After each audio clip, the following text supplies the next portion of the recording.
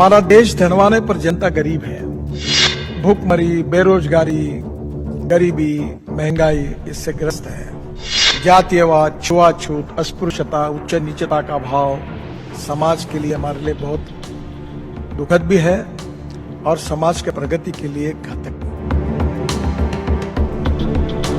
प्रधानमंत्री नरेंद्र मोदी की कैबिनेट में सबसे धागड़ मंत्री अगर कोई है तो वो है सड़क परिवहन मंत्री नितिन गडकरी। अपने काम और बयान दोनों को लेकर वो चर्चा में हमेशा बने रहते हैं। वो सीधी और स्पष्ट बात करने में यकीन रखते हैं, इसीलिए कई बार वो अपनी सरकार की भी आलोचना कर चुके हैं। अब एक बार फिर से नितिन गडकरी इशारों ही इशारों में सरकार पर हमला बोलते हुए नजर आ रहे हैं। दरअसल उनका एक वीडियो सोशल मीडिया पर तेजी से वायरल हो रहा है, जिसमें वो एक कार्यक्रम में बोलते हुए दिख रहे हैं और कह रहे हैं कि हमारा देश धनवान है पर जनता गरीब है। आज लोग भुखमरी, गरीबी, महंगाई, बेरोजगारी से त्रस्त हैं। हमारा देश धनवान है पर जनता गरीब है। भुखमरी, बेरोजगारी, गरीबी, महंगाई इससे ग्रस्त है। जातीयवाद, छुआछूत, अस्पृश्यता, उच्च नीचता का भाव समाज के लिए हमारे लिए बहुत दुखद भी है और समाज के प्रगति के लिए घातक भी है।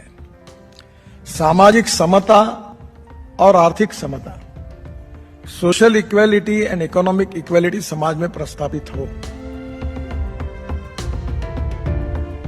अब नितिन गडकरी के इस बयान से एक बार फिर से राजनीतिक हलचल तेज हो गई है और तरह तरह के कयास लगाए जा रहे हैं। आपको बता दें कि पिछले कुछ समय से नितिन गडकरी के ऐसे बयान लगातार सामने आ रहे हैं। वो भी हाल ही में बीजेपी की केंद्रीय कमेटी से हटाए गए थे, इसीलिए उनके बयानों पर अब चर्चाएं बहुत ज्यादा होने लगी हैं। बहरहाल नितिन गडकरी अपना काम लगातार कर रहे हैं और बिना किसी लाग लपेट के अपनी बात भी रख रहे हैं। इसी कड़ी में उन्होंने ये भी बयान दिया और बताया कि किस तरीके से देश में परेशानियां बढ़ी हैं। फिलहाल सुनिए और क्या कुछ कहा है केंद्रीय मंत्री नितिन गडकरी ने। हमारा देश धनवान है पर जनता गरीब है। भूखमरी, बेरोजगारी, गरीबी, महंगाई इससे ग्रस्त है। जातीयवाद, छुआछूत, अस्पृश्यता, उच्च नीचता का भाव समाज के लिए हमारे लिए बहुत दुखद भी है और समाज के प्रगति के लिए घातक भी है। सामाजिक समता और आर्थिक समता, social equality and economic equality समाज में प्रस्तावित हो।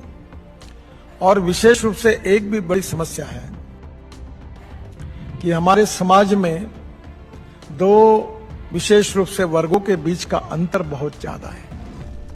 जैसे सामाजिक विषमता है, वैसे आर्थिक विषमता भी बड़ी है।